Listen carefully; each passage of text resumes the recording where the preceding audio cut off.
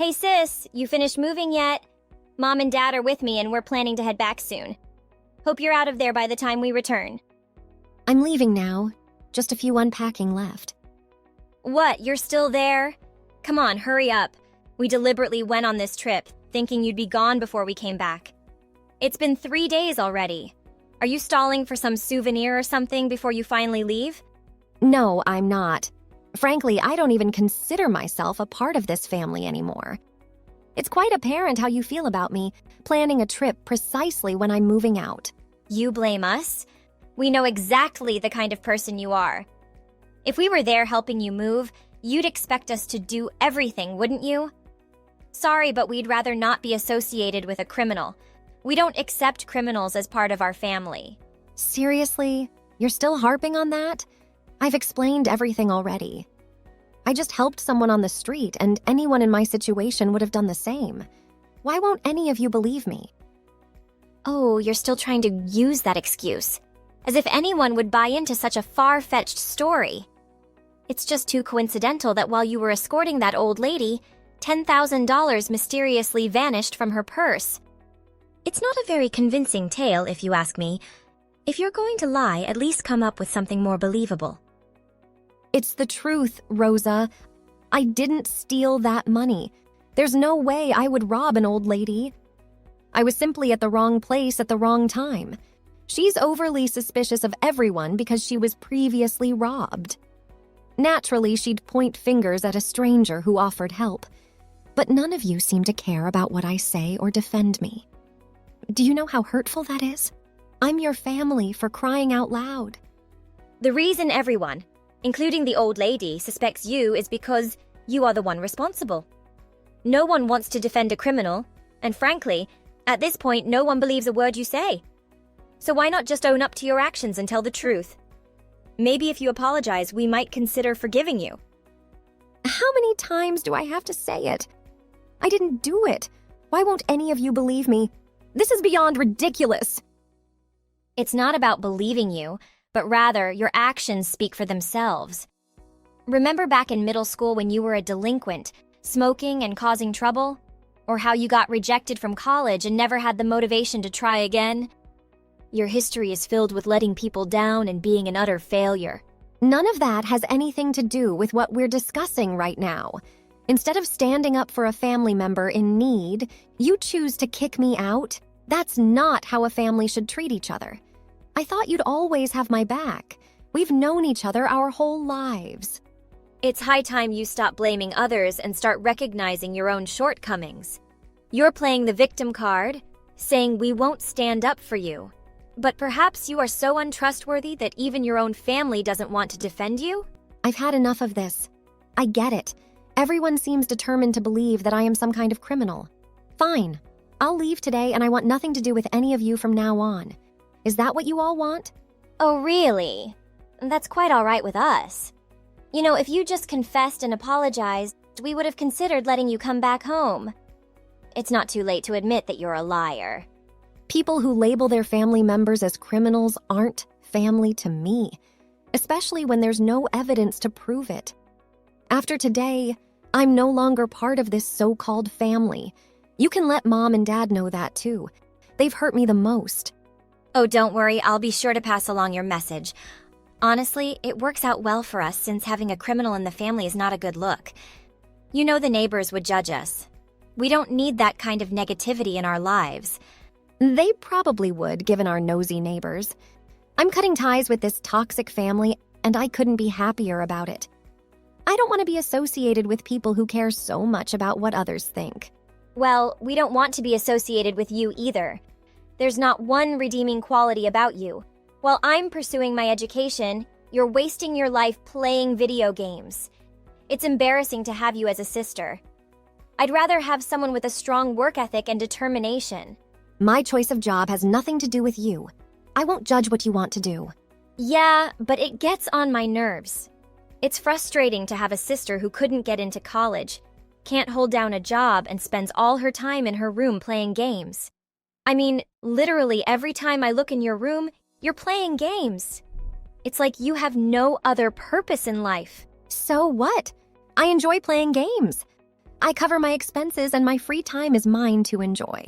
Why don't you mind your own business? No, you don't understand. Your actions affect me too. The neighbors keep asking about you whenever they talk to me. They wonder why they haven't seen you and if you're happy with your work. Sounds like they just love gossiping. You don't have to entertain them. If it bothers you that much, stop talking to them. And the reason they ask such things is that you always have something negative to say about me. Obviously, that becomes the main topic of conversation. Well, it's true. You really are a good-for-nothing. Think about how it affects mom and dad. Having a failed daughter depending on them for so long. They worry about how long this will last. I've told them countless times that I have a job, but they never seem to believe me. Honestly, if you're annoyed by being questioned, then stop spreading rumors. Or you could just get your act together and start making something of your life. Don't put your faults on others. You love blaming everyone else. Maybe you need therapy before everyone starts hating you. No matter what I say, I won't get anywhere with you. I'm not causing you any harm, so back off. You're causing me a lot of harm. You being a shut-in affects the whole family. It's inconsiderate to both mom and dad. Do you want everyone to hate you? Just get your act together and maybe people will like you more. I don't exist to please everyone and make them like me. I pay my bills, right? Yet you still claim I don't have a job. How could I pay my bills without one? Don't act like it's something special. You're an adult. You're supposed to pay your bills. I'll soon finish college and secure a well-paying job in a big corporation. Unlike you, I have goals. Cool. Do whatever you want. Why should I care? It's not like I couldn't have gotten a job like that if I wanted to. Yep, lie as much as you can. A shut-in like you could never get a decent job. Don't pretend you had a choice. You're still at home, right? I hope you're not stealing things while we're away. I don't want any of your stuff around me. I don't need unpleasant reminders. I'm checking to make sure I haven't forgotten anything. I don't want to have to come back here a second time. Okay, fine with me. Please check every corner. We don't want a criminal coming back after we've worked hard to get you to leave. I don't want to see your faces either. I'm checking everywhere possible. And I won't be sharing my new address with any of you. Don't try to find me. Trust me. No one's interested in where you go after you leave. Just how delusional are you? We had enough of you the moment you became a criminal. Mom and Dad only have eyes for me now. They don't waste their attention on you. That's nothing new. You've always been their favorite. I've stopped caring about it long ago. But this time I thought maybe my family would have my back. Even though I knew what kind of people you all are, I hoped just this once. This is the last time you can lash out against us. Mom and Dad have never considered you a good person. They're a bit afraid of what you're capable of. Anyway, you have to leave. We'll be home in 2 hours, and we don't want to see you there. Give me 15 minutes and I'll be out of here. Anyway, it's not a big deal for me to leave. The house hasn't felt the same since we remodeled it last year. I'm not that attached to it. Where are you going next? You have no money, so I'm guessing some rundown apartment. Good luck finally striking out on your own.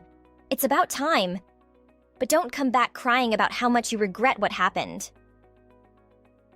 1 year later. Hey sis, it's been a while.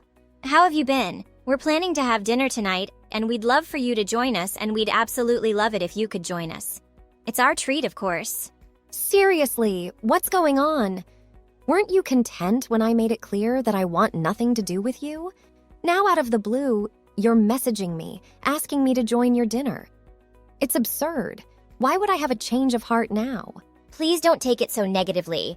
We are still family, and having dinner together would be a wonderful opportunity to catch up. Mom and Dad are genuinely excited to see you. Can you make an exception this time? You have the audacity to call me family after all the hurtful things that were said. Criminals aren't considered family, remember? I must apologize for that remark. It was wrong of me. I know you were falsely accused and you went to great lengths to find the real culprit. You proved yourself to be incredibly competent, even more than I had ever thought. What else could I have done? You have no idea what it feels like when everyone looks down on you for something you didn't do. I had to clear my name, even if I had to do it on my own. Even if you now believe in my innocence, I can't go back to a family that drove me away in such a manner. So please, just continue staying out of my life. Please don't be so harsh. We are genuinely sorry for everything that happened. You can't make it to dinner tonight? Can't we mend things between us just this once? It's been so long since we had a proper conversation. I'm sorry, but it's not just about tonight. I won't be available tomorrow or the day after either. I need time for myself, and I can't afford to waste any minute on you guys. I need you to respect my decision and never contact me again. Wait, don't go so quickly. Fine, I'll stop bothering you about dinner. But let me tell you why I reached out to you. We're facing some difficulties and we could really use your help. By the way, I've heard some amazing things about your career. How much do you earn? Is it a substantial amount? I had a feeling this was coming. My earnings are personal, and I don't intend to share them with you. If you need money, ask someone else. I heard it from some friends who are huge fans of yours. I can't believe I didn't know it was you all along. I thought you were just at home playing games, but you're actually a famous streamer. That's truly impressive. And now you're suddenly impressed? After all the times you mocked and belittled what I do? I'll admit I made a huge mistake.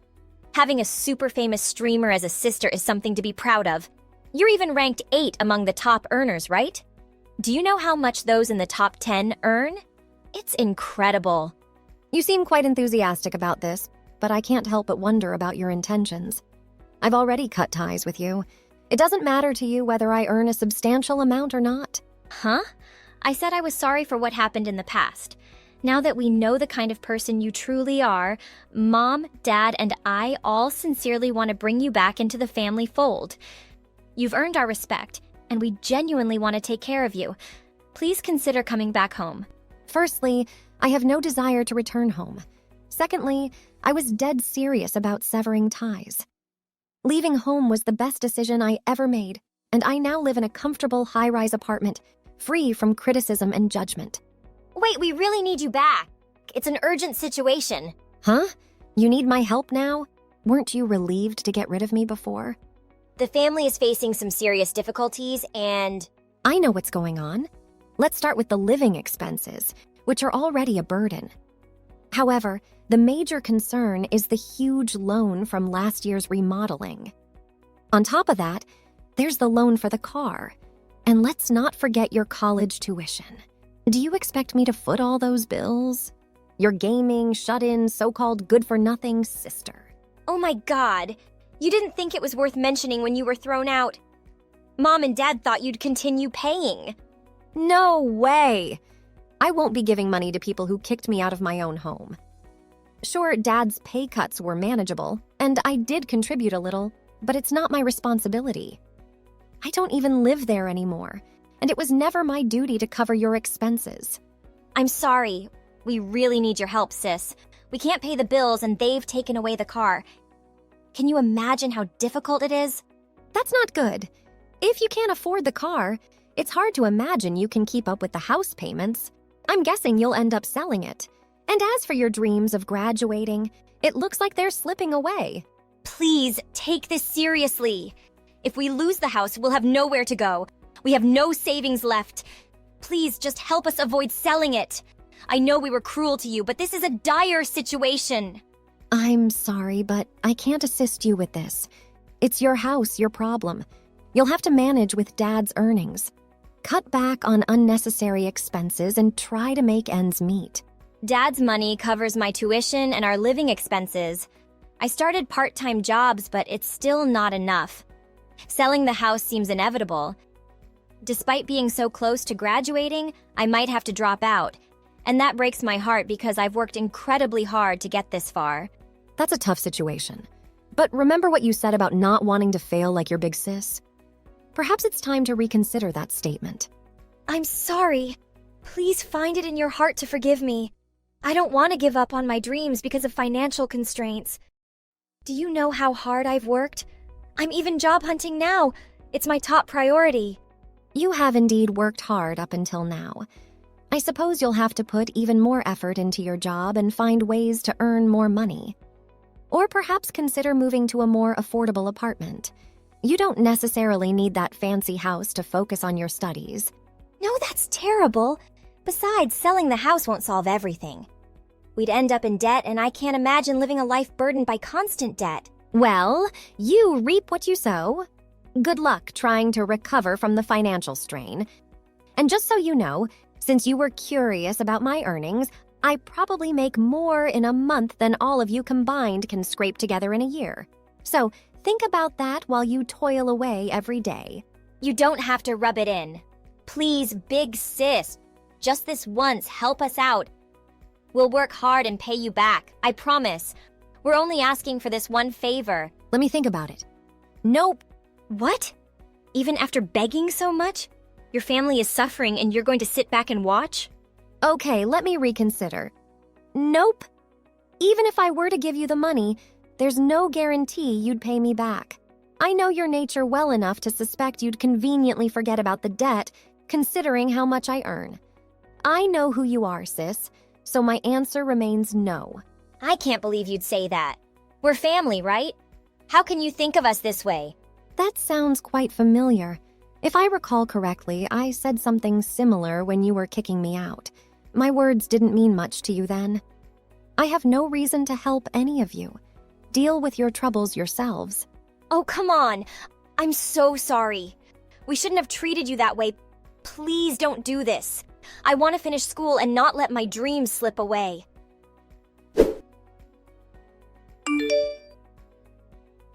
After some time, my family continued to pester and demand money from me, but I had no reason to do so. It was their problem, and they needed to figure it out on their own. Unable to bear the situation any longer, I cut off all contact with them and moved to a different apartment that they don't know. My family sank into debt, and they had to sell their house and move into a small, rundown home, but it still wasn't enough for them to make ends meet. My younger sister, unable to afford her education, had to drop out and work at a nearby supermarket.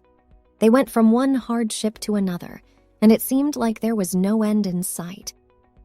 I hope they can overcome their difficulties soon, but of course I won't be helping them. Thank you for watching our video. If you enjoyed this video, please like and hit the subscribe button below.